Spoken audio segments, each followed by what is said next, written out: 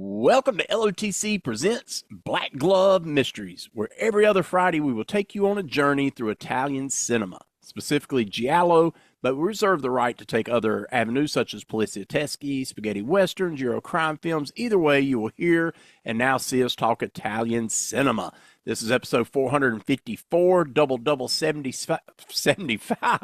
I'm your host, Greg Mortis, along with Ian La Punella Irza. What's up, Ian? Now I ask you a question. Can you make a baby? That's sad, but we'll fix that. What a scene. We are back, and we're not doing giallo tonight. We're doing spaghetti. Spaghetti Western, I guess you could call this. Sergio Leone's A Fistful of Dynamite, a.k.a. Ian. Duck, you sucker. What you just say on that? Yeah. This should Duck, totally you sucker. He said, I like how Coburn, there's like, he says it too, like the first time he says it all like nonchalant. He's like, duck, you sucker. And then the second time he says like, duck, you sucker. That first time when he says that, dude, was gold because I knew it was coming, but the whole fact of just nonchalant saying, duck, you sucker. And then you're like, oh, crap. And then boom, you're like, yes. But that's what we're talking tonight. We are talking this. Ian and I both have this Kino Labor release Blu-ray of Fistful of Dynamite, once again from Sergio Leone. And, man, Rob Steiger, James Coburn. What a cast, dude. What a movie. I'd never seen this. How many times have you seen it, Ian? Probably like 8. It's many. After this past viewing and the commentary, it's probably like 7 or 8, I would say. Ian and I both have this book as well. Let's show this book off, Ian. I didn't bring the book with me, but okay.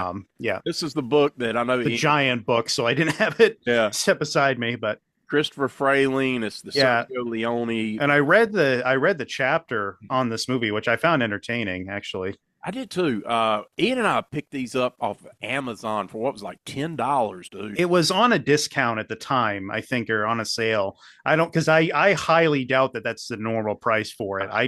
I think I had waited to buy it until, and then one day I randomly searched for it, saw that it was on sale for like $10. I was like, oh, might as well get it now. Yeah, and I know you messaged Dave, Dr. Schottbecker, and then you messaged me, and I'm like, well, hell, I'll go ahead and get it. I don't know much about Sergio Leone except, the Fistful trilogy, the Dollar trilogy. And I was like, shit, I mean, $10 hardback. Oh, yeah. It's like a coffee table book. It's big. It is. Yeah. It's huge. It's huge. But very entertaining. I read that same chapter you're talking about. I skimmed through to make sure I found out, where they were talking about this movie. But we are super excited, man. We are going to be talking once again, A Fistful of Dynamite, a.k.a. Duck, You Sucker. And it's the only movie we're reviewing tonight, but it's a banger. So I know why we picked only one movie tonight, Ian, because there's a lot to say about this movie. We usually do with Leone's films just because they're that important and they're longer. So they are longer. What was this one? This was like 2 hour and 38 minutes or 37 minutes. It's 157 minutes on the Italian version. The standard version's 154 minutes long, and then you have a U.S. theatrical, which was 138 minutes long. And there are some differences. The bonus feature where they talked about it was interesting because I didn't even know about it until I saw the bonus feature, which I had known that this movie for years was rated PG, and I'm like, how the hell is this rated PG? And I'm like, when they went through the differences, I'm like, oh, okay, that makes a little bit of sense what they cut out, because I'm like, you cannot have, like, even back then, you wouldn't have a movie rated PG where the word fuck is used like more than twice. So, sure, and the rape scene. I mean, you actually sometimes you could get away with that in PG-13 movies back then. Truth be told, that's how bad it was back then. But still, it's like there's no I'm thinking there's no way that they would get away with some of this stuff with a PG rating. So no way. So this movie, once again, directed by Sergio Leone. And Ian, we'll just go ahead and let you do the plot synopsis, and we'll go ahead and just jump right into this this movie here, and we'll break it down. I'm just going to take it from the back of the Blu-ray because it's a pretty good one. From Sergio Leone, the acclaimed director of A Fistful of Dollars, For a Few Dollars More, The Good, the Bad, and the Ugly, and Once Upon a Time in the West comes his final Western, a relentlessly entertaining film that teams an Irish explosive specialist with a Mexican peasant-turned-revolutionary leader with thunderously explosive results.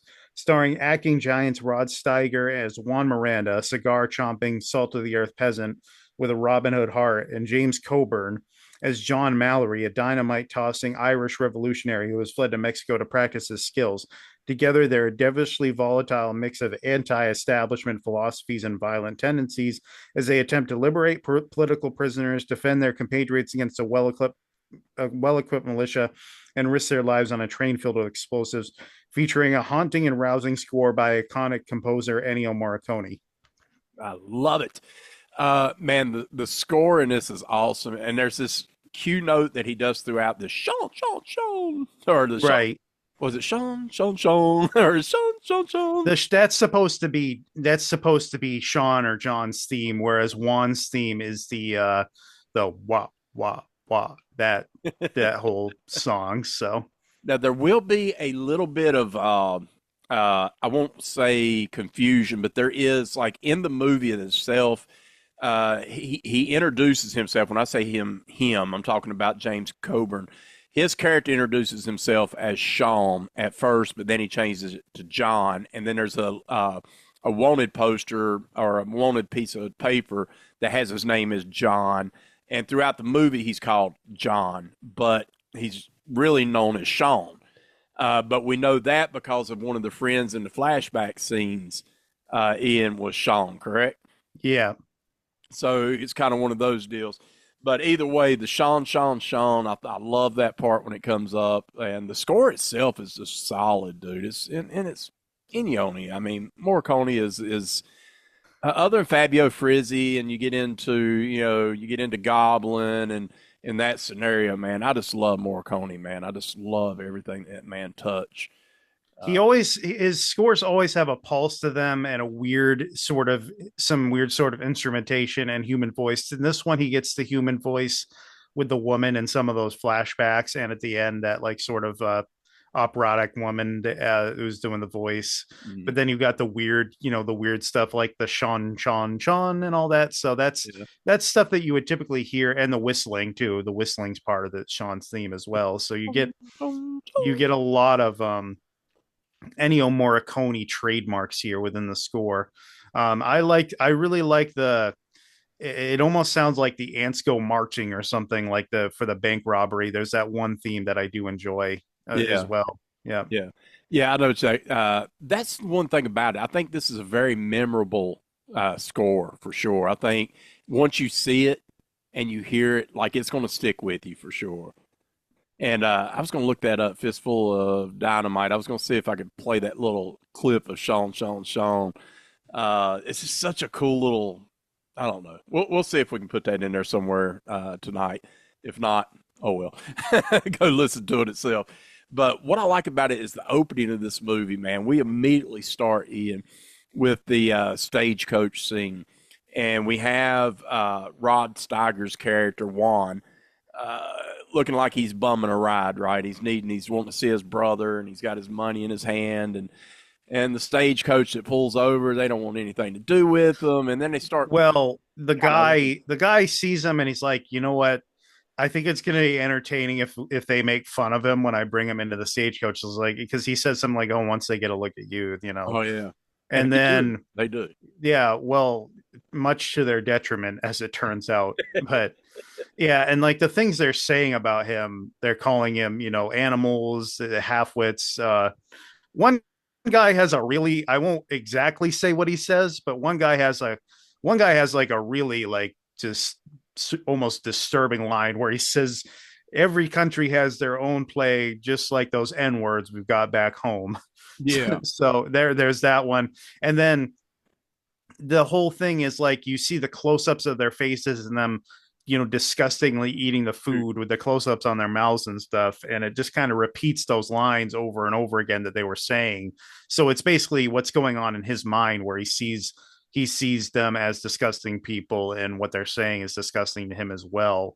So it's kind of interesting where you're basically seeing what the character is seeing in his mind. Yeah, I thought that was interesting take too, because they were showing the close up of them eating with their lips, and then they would show their eyes, and then it was lips and eyes, and it was the interesting thing they were doing. I mean, it's kind of grotesque, honestly, but to me, it was like what you're saying. I mean, I felt like if I was Rod Steiger's character Juan, they're talking about he is grotesque and he's an animal, and I'm sitting here watching them eat. Like, you're the animals, like you're the ones, that are barbarically eating your fruits and different things, man. And that's what he's seeing. But then we see the stagecoach. They let him into the stagecoach. They were making fun of him. They start driving, and then they pull up and they see these group of 4 or 5 or whatever people on the side of a bank, and they're like, help us get through here or whatever. And then they're like, look at them, they won't even help us. And next thing you know, they pan back and everybody's gone, and you're like, what the hell?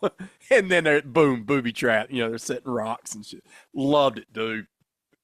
And then the ultimate rouge is when we find out, minor spoiler, but we find out Juan's the leader of the group. Man, I love that, dude. So poetic. Now, was it right what he did? Absolutely not. But I kind of like seeing them get their due justice, right? Seeing these rich aristocratic people, talking down on them, getting their due justice to an extent. Other than the woman, she should have not got raped. I never believe in rape, but still. Well,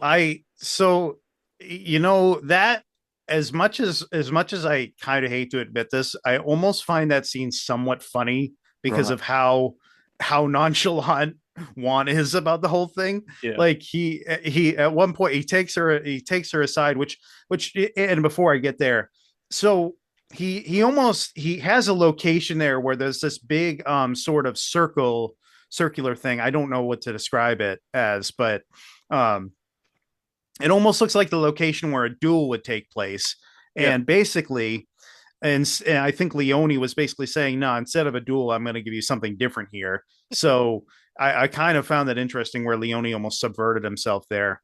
But the scene itself is almost funny because of how nonchalant he is. Like at one point whips his dick out, then he's just like, "That's pretty good, huh?" Like he has, And then when it happens, she says something like, "Oh, I think I'm gonna faint." And he's like, it's really gross, but then he's like, "No, faint now, you missed the best part."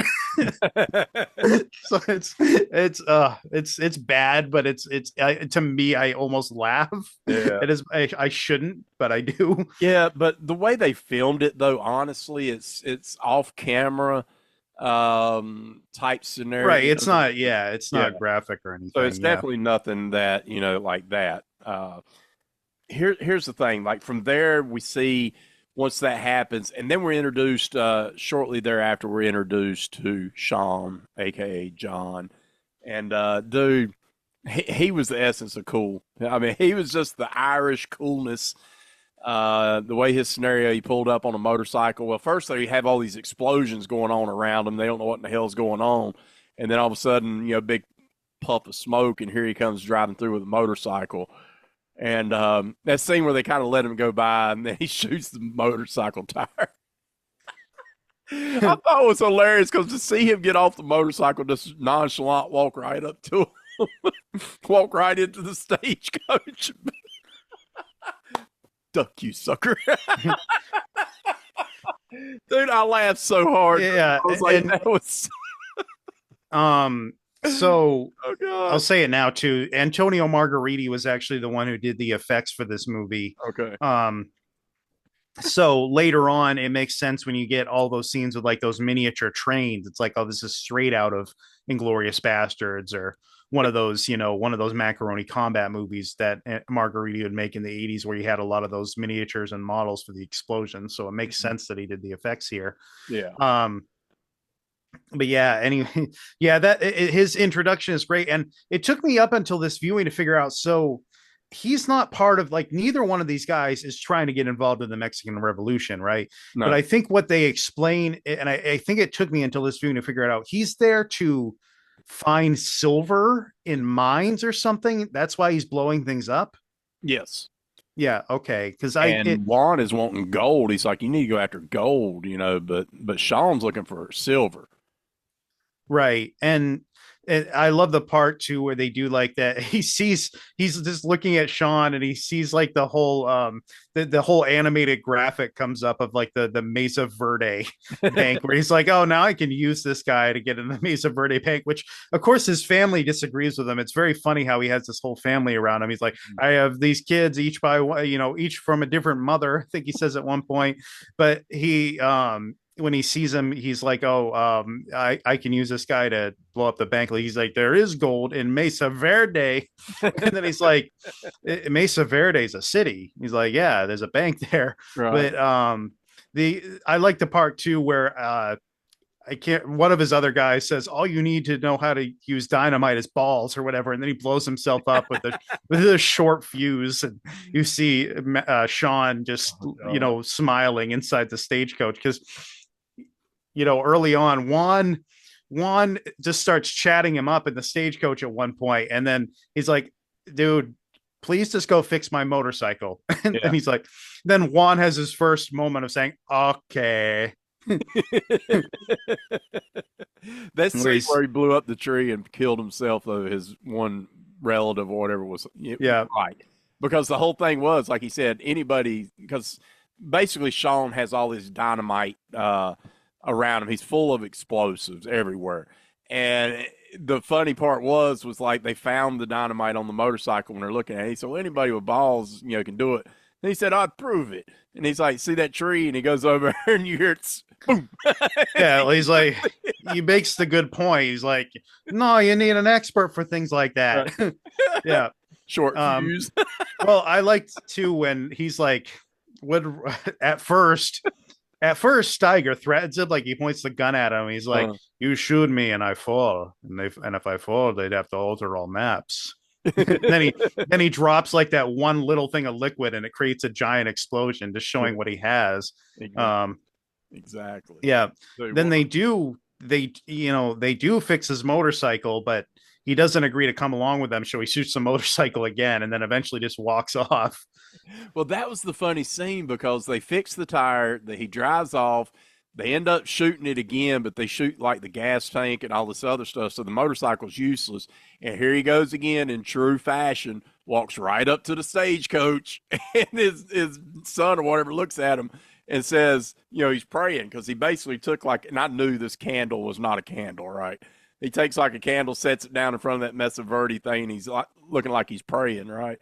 And I was telling Pearl, I was like, dude, this thing's going to go up in a blaze. He sits there for the longest time, gets up, walks off. Next thing you know, stagecoach is gone. It's like a boom.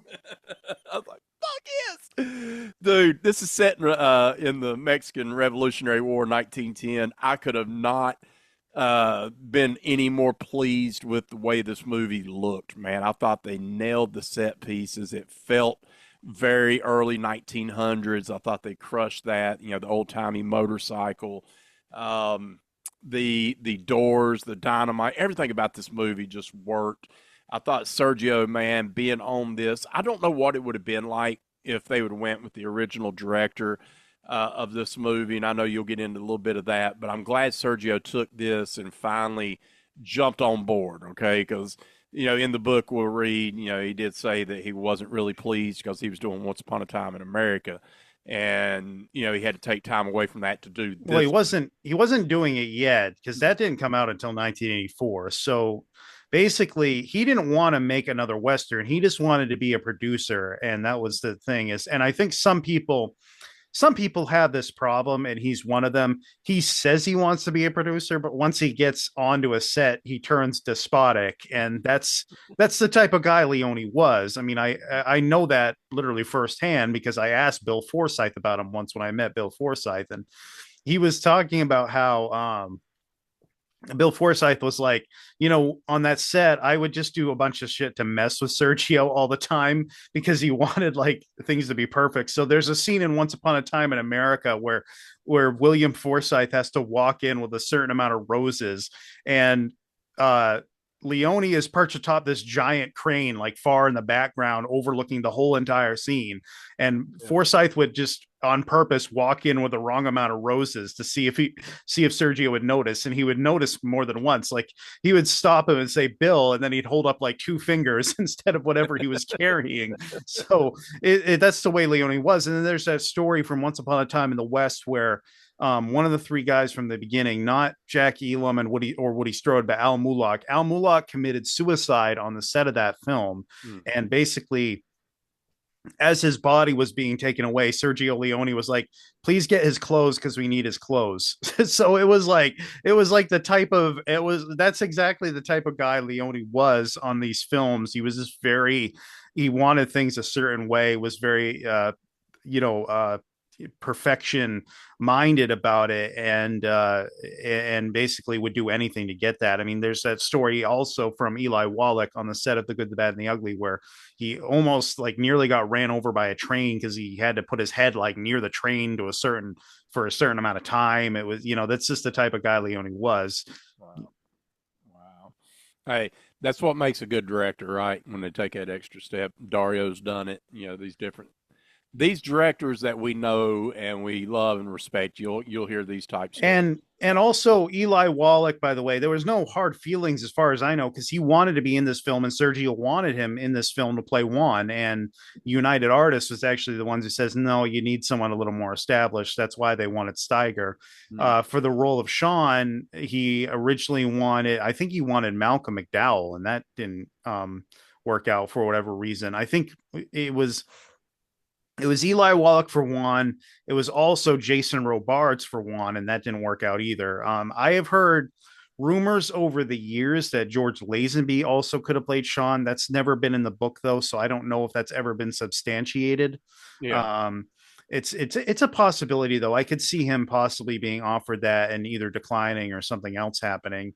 Peter Bogdanovich was supposed to direct it, and him and Sergio just didn't get along. For whatever reason, the language barrier was there, and they didn't shoot films the same way. Like Leone is obviously obsessed with zoom. Bogdanovich wanted long shots, and that just didn't work. In the book they talk about how Leone would act out these scenes, would mime these scenes for him to try to get across the language barrier, and Bogdanovich was just not impressed with it. So it was never that whole thing was never going to work. Then he had his assistant director from Once Upon a Time in the West. I think it's Giancarlo Santi, maybe, I can't remember. And basically he shot for it's varying accounts for how long he shot, and Rod Steiger eventually was not pleased with this. Like, he's like, I want Sergio Leone to direct this film, and Sergio Leone tried to tell him something like, well, I just tell him what to do. He's basically me. And then Rod Steiger's like, okay, I tell you what, I'll bring my cousin here tomorrow to shoot my scenes, So they basically forced Leone to direct this film, whether he liked it or not, which I'm glad he obviously did. But 100%. Yeah, I think it wasn't, he didn't really want to do it up until a certain point.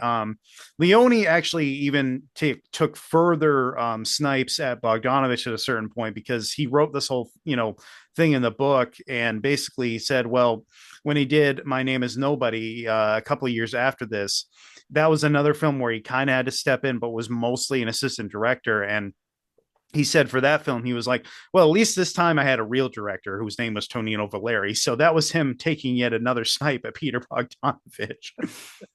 Could you have seen, because Sam Peckinpah was slated in this at one point too, could you have seen a Sam Peckinpah version of this movie? I would have loved that. I think that would have worked. I would have been curious about it, but money was definitely an issue there financially wise. And it was Giancarlo Santi. Here is the thing. I think, Sergio definitely, he has a flair. And I told you when I started watching this, I 100% could tell this was a Sergio Leone film. It just, what movies I have seen by him, he has a certain flair and a certain style. And I just knew it immediately. I was like, man, there's no doubt this is Sergio Leone. And I thought it worked, man. I thought it really, he was able to get, what he wanted out of these actors too. Because I think with the acting cast that he had, I mean, your main cast, of course, once again, being Rod Steiger and James Coburn, which I thought they'd done great. I thought they'd done tremendous. Could Malcolm McDowell had pulled off the Sean John character? I don't know. I mean, I'm sure he could have, but I'm pleased with James Coburn for sure. The Franco Garzazzi and a few of these other cast members as well, I thought were okay. I don't remember who was the German, the one that ends up at the end.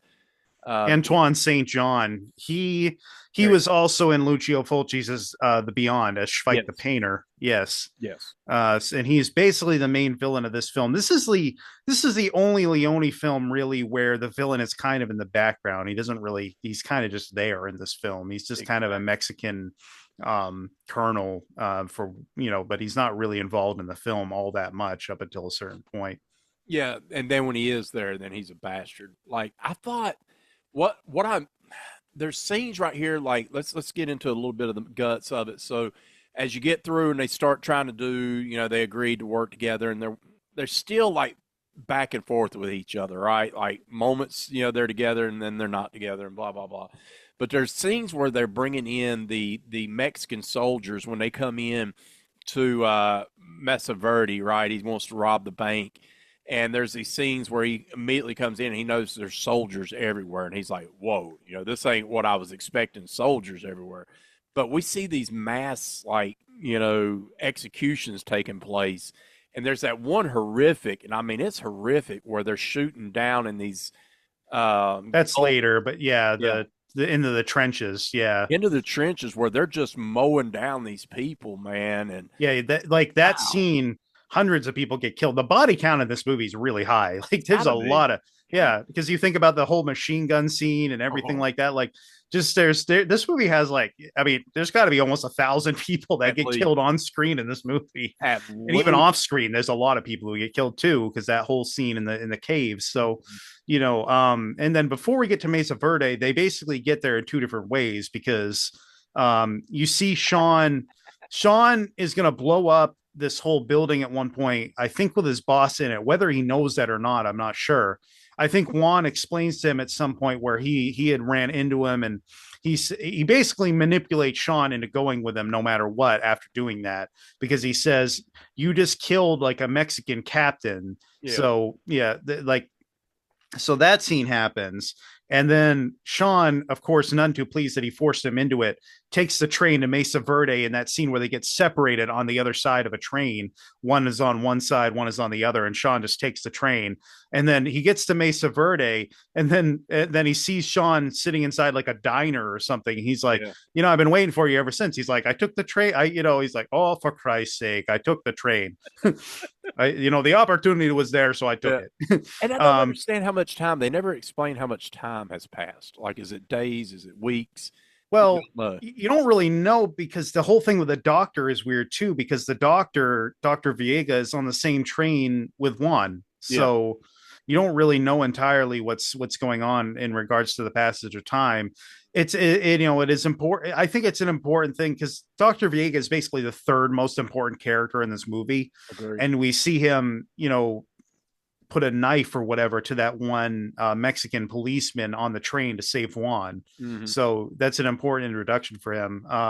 Yeah. And then he has a certain charisma that we see during that scene where they're planning what to do about the bank, where he says, okay, you guys are going to go on this front. You guys are going to go over here so that we have a bunch of distractions going on so that the real target is the bank. He has that really great line where the guy keeps coughing and he's like, the downfall is going to take place in a matter of whatever. And then he says, or as Miguel's downfall is going to be a matter of hours if he doesn't stop smoking. So I enjoyed Viega's introduction, which Yes. sets him up for a downfall later. Agree. Agree. Yeah. Yeah. All the characters, like, I really enjoyed. Like, I thought, the main villain of this movie, what few moments we see him, I thought he was a bastardly type character, especially what happens at the end of the movie. I thought the one guy that what was his name? The one that ended up turning him in. Oh shit! Right when they were doing the executions, that was the doctor, right? The one where they had him in the car. It was raining. Yeah. Yeah, that was That's the doctor. yeah, that's the thing is this movie focuses a lot on betrayal in multiple ways because it happens in the flashbacks. I can't remember exactly when the first flashback is, but you see Sean in the car with this woman and David Warbeck, our guy David Warbeck, Yes. and it's up to the viewer's interpretation whether later on. I have always thought actually that Sean betrayed David Warbeck and turned him in Mm. And that's why he's not as hard on Viega later on. I mean, he literally says it to him. He's like, I don't judge you for what you've done. Yeah. So I think Sean actually, I think that there was maybe a jealousy in the relationship with that woman, and Sean was either forced to turn him in or did it somewhat willingly. Mm. Which makes him even worse than Dr. Viega, by the way, because he doesn't even get tortured. Dr. Viega gets, tortured. And those scenes were apparently, I don't know if they were filmed, but there were still shots of those scenes and they never included them, which I think is okay. I don't think you necessarily need to. You can see him in the car and know that it's been done. Mm. Yeah. But it's interesting that whole betrayal and friendship thing goes throughout this movie. And what I love, I mean, my bold statement about this movie is that this is my all-time favorite movie friendship is John and Juan in this Oh, movie. wow. Yeah. Loved when they did that announcing. What's your name? John. Whoa, my name is Juan. This is like what do you call it? Like a destiny. Well, I technically have the same name as them too. My name is John and Scottish, but Okay, yes. nice. Yeah. Well, see, it's destiny. And uh, this movie is so good. I think it has all these moments where you have laughter, like it's got a lot of comedic moments in it. But then you have those moments like we were talking about where the hundreds of people get mowed down in that trench, or the secret cave where all the family members and everybody are laid dead. Man, that was horrific. So it does have those moments too. So this movie has so many emotions, like a roller coaster, man, where you're back and forth. I was questioning the first flashback scene when Sean or John ends up going back and we see the David Warbeck and the girl, and like you mentioned, in the car, and then we see it again, and then we see another play out. So I was kind of questioning at first, like, why is he kissing her and she's in the back seat, he's in the front? David Warbeck's character is just smiling, and then we find out later, oh wait, okay, they both kissed her. Like, okay, she's triangle, but man, I just had a lot of fun with this one, Ian. There's so Right. much goodness. And look, and not that I've ever been involved in a relationship where that sort of thing would happen, but I'm just thinking to myself, at a certain point, one guy is gonna, like you can't have that situation last forever. So it makes sense that one of them probably got jealous and turned the other one in. It makes sense that that would be the reason why it would happen, if Absolutely. anything. Um, you got the whole scene in Mesa Verde where I think the son's name is Chulo, where he puts that train down next to the bank and it Like a blows little up. toy train, yeah. Yeah. Yeah. And then you got you got them going in and killing all the guards, but then they find out that it's just political prisoners there. Where it's really funny when Juan confronts Sean about it, he's like, "Well, you said you wanted to get in the bank, right? I didn't say there was any money in the bank. They moved the bank, they moved the money weeks ago." And Yeah. then I love the part when he's like, when they start carrying him off and Sean's doing the whole like, Viva Libertad thing. And then he's like, I learned one thing from you, how to get fucked. Yeah. He does that middle finger. He's like, fuck you. Because it's funny because like you said, he all through the whole movie at the beginning, all Juan wanted was the money out of the bank. Period. He finally gets that opportunity, and each door he blows up and goes in is people. And he's like, you see his face the first time, he's like, what the hell? Second door, people. Third door, people. And he's like, where's the money? And then he finally finds the one big door. He's like, oh, here's the door. Right. And then it's outside. It's like, what? Why is there no money here? Dude, that was class. That was just comedic gold, man. I loved it. I love the bridge scene. We got the setup of toward the end of the movie where we have the army coming towards them, and there's this big huge bridge. They're set up on a cliff, and they have these kind of Gatlin type guns, and Sean or John ends up, and Juan, single handedly trying to take down this army. That was so good, dude. The amount of bullets being shot and the explosions, the horses, it never ceases to amaze me when they do these scenes with horses, the way that they fall. And I don't think the horses were treated particularly well I back don't then. either. I'm just gonna go out on a limb and say that probably was, I mean, you can see it in movies like The Wild Bunch where where a bridge gets blown up, the horses are just falling into the water. Like you Yeah, tell the horses were treated as expendables. right. I'm looking at it like, how are they not breaking a leg or something? Like, dude, there's no way the way they're falling, dude.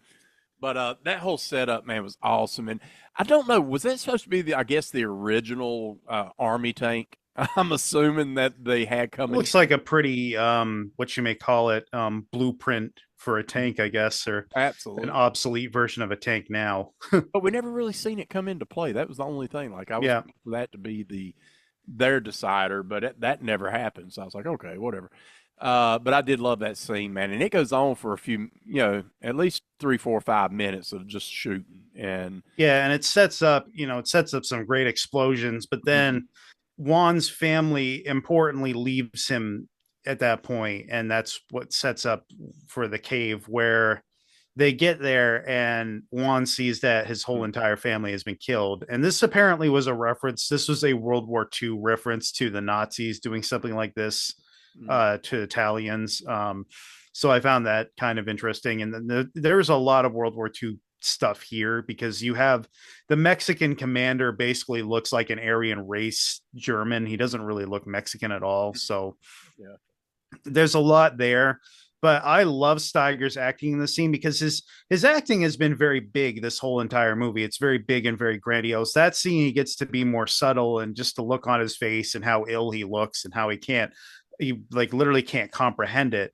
And you get the part where he goes out there with the machine gun and you hear him shooting up until a certain point where it stops shooting, which I found interesting. I actually liked that you didn't see what was going on because I Yeah, don't think you needed to. 100%. The name of the movie, as we have it now, the Kino release in the U.S., they named it Fistful of Dynamite. Clearly, we know to try to capitalize off of the Dollar trilogy. Whatever. I told you, man, I really thought they should have stuck with Duck, You Sucker. And you mentioned that you liked the Once Upon a Time, the Revolution. Yeah, which is Uh, the French title. the French title, which I think any three works.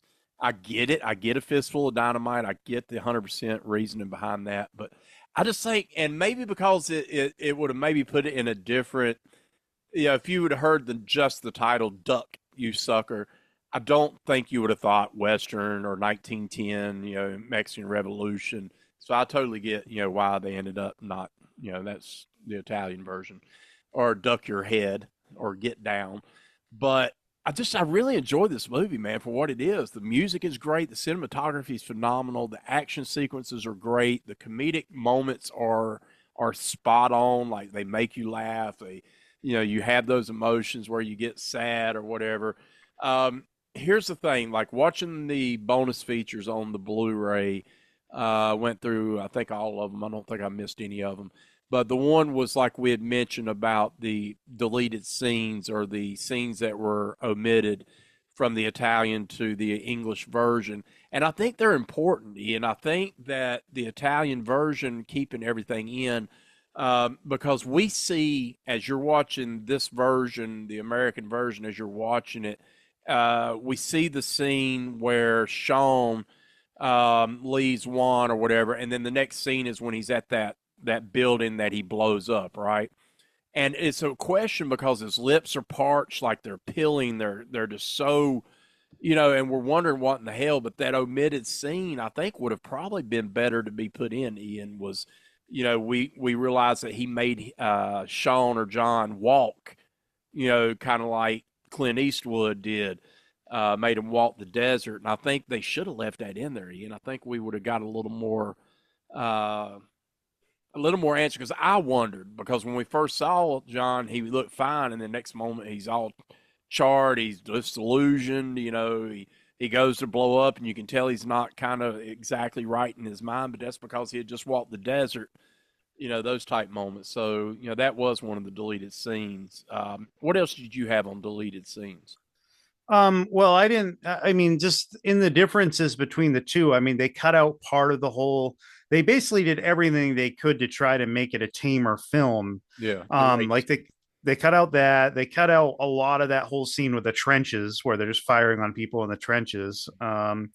And yeah, I mean, I just think that this is one of the cases where having the more complete version is a good thing. 100%, 100%. And if you can get that, and it is in here. You can watch it in here. Definitely watch it, man. I'm telling you, it's It's needed. It's honestly needed. And this movie, it is 2 hours plus or whatever, man. But honestly, it don't feel that way, Ian. It moves, it's paced well. And that freaking ending, there is a scene. I'm not going to say exactly who it is, but there's a scene where Rob Steiger's character has like that Gatlin type gun, and he's shooting an individual, and it's like, okay, he's dead, but he keeps shooting him. And they do this thing where they push the body, like the bullets are hitting him so much that it's just pushing his body. Holy crap, dude. I don't know that I've seen that in a movie, and I loved it. Yeah. That was awesome. I love it towards the end too, because they have to separate for a minute. John goes and does something while Juan fights with the other revolutionaries. So there's a scene where they see each other, and I just love the smile that Juan gives when he sees him Yeah. before something else happens.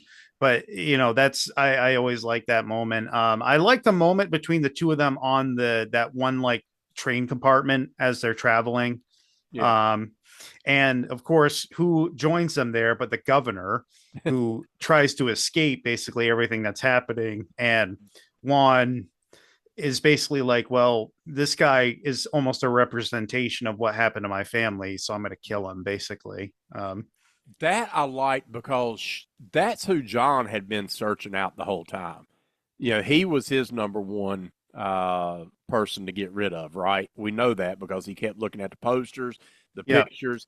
John wanted him dead, but you saw he did not use the gun. He could have shot him, but he hands the gun to Juan, as giving him that satisfaction of, okay, yeah, you do it. You do it because you need to feel that justification of what happened to your family. You take care of business.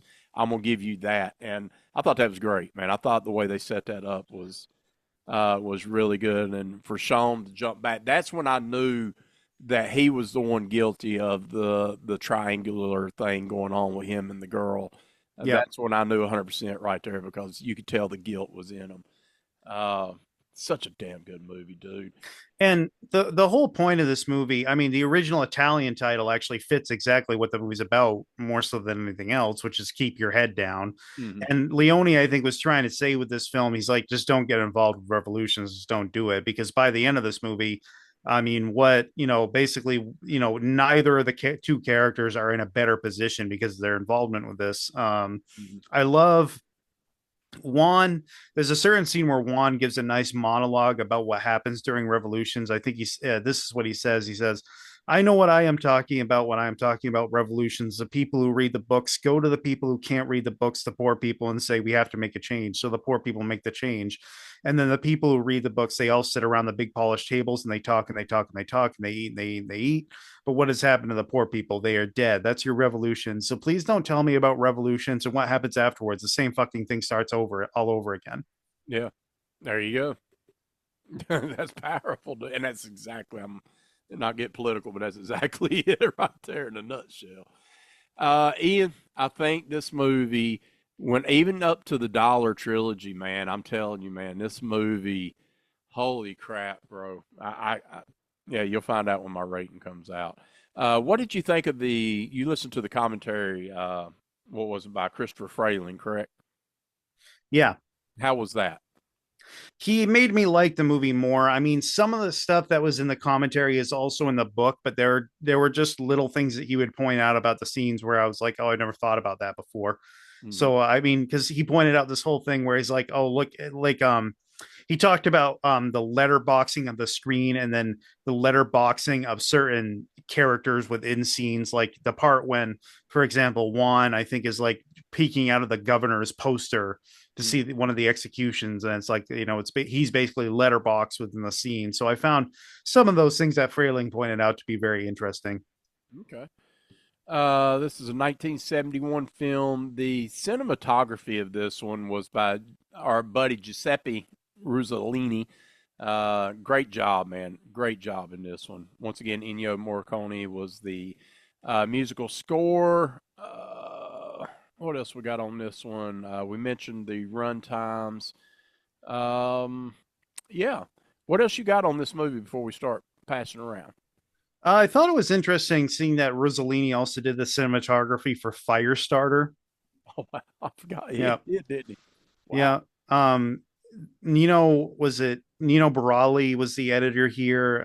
He did the editing for The Good, the Bad, and the Ugly, and Once Upon a Time in the West. Worked with Leone plenty of, worked with Leone many times. He worked with Fellini and Pasolini. He's basically a master editor. Worked with a ton of directors and did a ton of films. Okay, makes sense. Let's see here. Looks like most of the feedback on reception of this was very positive. So yeah, we got that going on, and I will totally agree with him. Leonard Maltin gave it 3 of 4 stars. Big, sprawling story of Mexican Revolution, tremendous action sequences. Leone's wry touches and ultra weird Ennio Morricone score make it worthwhile diversion. Yeah, that's from. I love Leonard Maltin, by the way. Yeah, good stuff. So who do we have? Do we have? I know we got Warbeck, but anybody into our all stars? I think Warbeck might be the only one, as far as I know. I can look real quick in just a second to see if there's any others. But Warbeck, we have him now as an all-star because we did The Last Hunter. We're going to end up doing more films with Warbeck, obviously. There's some Lucio Fulci films that we'll end up doing. Um, this would have been kind of right around the time he did Twins of Evil as well, I think. I don't know if I had seen him in another film before that. Um, Twins. just looking at the cast here. Twins of Evil, the Hammer movie. Yeah. That was 1970. Yeah, that would have been exact. Yeah, would have been. Right. Okay, Maria Monti. She's an all-star because she was in What Have You Done to Solange. I think she is one of the teachers in that. I don't remember exactly what her role is. She's the one who plays well, for lack of a better way of saying it, the woman that Rod Steiger rapes Yeah. in this movie. Yeah. Yeah, so I think that might be it. Antoine St. John, we might end up doing another movie with him. Well, we will do another movie with him at some point because it's The Beyond. It's my favorite film of all time. I don't know if he's in any others that I can think of, though. Nope, not really. He was only in 13 films, actually. Oh wow. Hey, they were good films though. So that's all that matters. The only other thing I thought about adding to was Steiger and Leone had their arguments on set because Steiger was, he was a method actor of sorts from the actor studio, loved delving into the psychology of the characters. Leone, not only was there a language barrier, but that's not really just the way he played. And so they had disagreements about things like Steiger really liked to do things in like 1 or 2 takes to get the best version of it. And Leone thought his performance was just too big. So he would keep doing takes and takes and takes. Oh, wow. And of course you can tell just from watching Sergio Leone films that he's not a guy who does 1 or 2 takes of things. Mm-hmm. Like you can literally tell just from watching him, like that's not the way he is. He must do more than 1 or 2 takes to get things right. And there during the stagecoach scene, like I think there was one day where they had worked like 12 or 13 hours, and Steiger was like, "Dude, I'm leaving. We've been at this for like 12 hours. I'm getting out of here." And then Leone said something like, if you leave, I'm not talking to you again. And sure enough, he didn't talk to him for like 2 days after that. Oh, wow. Damn.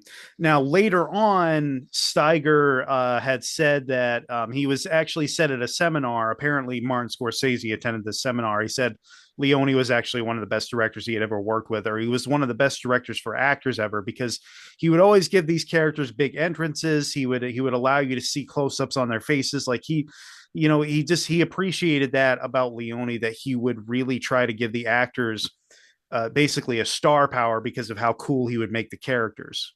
Oh wow! Hey. And having that from Martin Scorsese, that's huge, brother. Love the poster art of this one. I love this movie, Ian. I highly recommend, and I know Ian will as well. I highly recommend getting this Blu-ray. I think it's such a good Blu-ray. And here it is. It's got the couple of commentaries, but it's got the 6 featurettes. It doesn't say what they are on the back of the Blu-ray, but I will tell you one of them, and some of them are only like 6 minutes long. There's one that's 11 minutes long, but they're powerful. They give you enough substance that it's just not a fluff. There's definitely substance in all these featurettes. So even a 6-minute featurette is a great 6 minutes in my opinion. So I did not listen to the commentaries, but I would definitely go back and I'll listen. probably listen to the Alex Cox one at some point. I'm not the biggest fan of Alex Cox, truth be told, but I probably, it might be interesting to hear his take on this. One other thing too. So Coburn was one of Leone's original choices to be in A Fistful of Dollars, but he couldn't afford them at the time. Coburn had done some popular stuff even by that point, and apparently at one point, Henry Fonda and Coburn met after Once Upon a Time in the West. He's like, you got to work with Sergio Leone. He is the greatest director I have ever worked with. And that is coming from Henry Fonda, out of all people. Wow. So Yeah. that's a big compliment. That's a good endorsement. Coming from Henry Fonda. Damn. I'm glad he did because he done great in this movie. Man. Yeah. It's such a smart script, man. It's got everything about this movie. Well, let's see. We still got a voicemail to get to. We'll get to that in a minute. Let's go ahead and pass around our ratings, Ian, if you're ready. Well, if it couldn't be any more obvious, I'm giving it a 10. Yeah. Well, if it couldn't be any more obvious, I'm a 10 as well. So, that was very anticlimactic as I've been praising this movie throughout. There is nothing I can complain about this movie. The only thing I would say is the shorter version, I would want everything put in to, just go with the longer version for sure. And enjoy it, man. Enjoy that score. Enjoy everything about this movie, man. It's so good. It's just like that. I love it. Ian, let's go to our voicemail, man. We got your dad on here, man. We'll have to see what your dad comes up with here. Let's get this rolling here. All right, here we go. Well, as soon as it pulls up, and then we can go. Here we go. Hey guys, Luke Irza calling with some thoughts on Fistful of Dynamite. A lot going on in the movie. I loved it. Well-rounded movie. I thought it had about 4 or 5 storylines going on. Opening scene with the stagecoach was great. I enjoyed the turnaround and, whatever turnaround is fair play, I suppose. But great opening scene and dialogue everywhere. I like the ongoing flashback with James Coburn's character. It gave some insight to his past and what made him the person that he is. So that storyline was kind of parallel. It was pretty neat. The bank robbery that really was a prison escape or prison break. They kind of lead you down the road that, there's this big bank robbery going to happen, and they did break into the bank, but they released prisoners instead. But the ongoing revolution theme, and how the characters fit into that, and really enjoyed the movie, the characters, character development. I mean, just all around, just a fantastic movie, guys. Have a good podcast, and we'll talk soon. Yep. Nice, man. Love it. Great call, Luke. Spot on, Ian, like usual. Yeah, and he reminded me of something too. So those flashback scenes within the bar, that bar is actually still around in Dublin. It was filmed at like a really classic Irish bar in Dublin, and apparently they offered everybody a free round, and 2 hours later they regretted it as they were filming it because everybody was drunk. Never, ever open up a bar, man. Just don't do it, man. Not to hungry, thirsty people, man. You're going to get in trouble. So there you go. 10 out of 10 for Ian and I. Luke called in. Once again, Fistful of Dynamite. Pick up this Blu-ray. You can get it through Kino Labor. Highly recommend that. And Ian, what are we going to be doing on the next episode? So we are doing a couple of different Polizio Teschi Eurocrime films. One of them will be The Tough Ones with Maurizio Morley and Tomas Milian. Yeah. I think a listener had requested this, right, to do both of these films. Yes. So we figured we would do that. And then the other one is High Crime, directed by Enzo G. Castellari and starring, of course, Franco Nero. Man, I cannot wait to watch both of these first-time watches. So thank you for the recommendation. And being Franco Nero and High Crime, I'm super excited about. And the fact that this Grindhouse releasing, which I love Grindhouse releasing, by the way, but man, look at that artwork on this movie. That is insane. it just it's chef kiss to the sky. I can't wait. I've not even seen the movie. Packaging looks chef kiss to the sky. So let's see if the movie's worth the packaging. But that's been it, man. That is the show tonight. If you're listening to this in audio form, there will not be a Mortis Vision this week. So this will be the episode. Stay tuned to the next episode following this one. We'll hopefully have Mortis Vision back. Pearl and I are in the process. We're going to be moving in the next 3 to 4 weeks. So things will be a disarray. So we'll see if Mortis Vision will be on the next episode or maybe the following. This will probably change around here. we're moving a whopping like 20 feet downstairs, but it's the whole moving of everything, the movies and everything. Ian is going to be a pain in the arse. Yeah, that's all right, man. We'll be downstairs and everything will be rolling.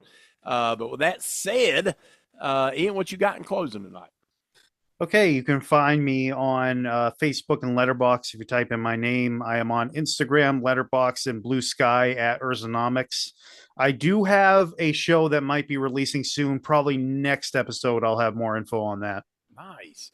Check these out. I will tell you, I was on 22 Shots of Moods. Let me see if I can get that exact episode number. It was they're doing their Italian horror month, and they invited me back on that for my third year in a row, second or third year in a row, third year I think, because I know we did Pupi Avati, and then I've done the crocodile films.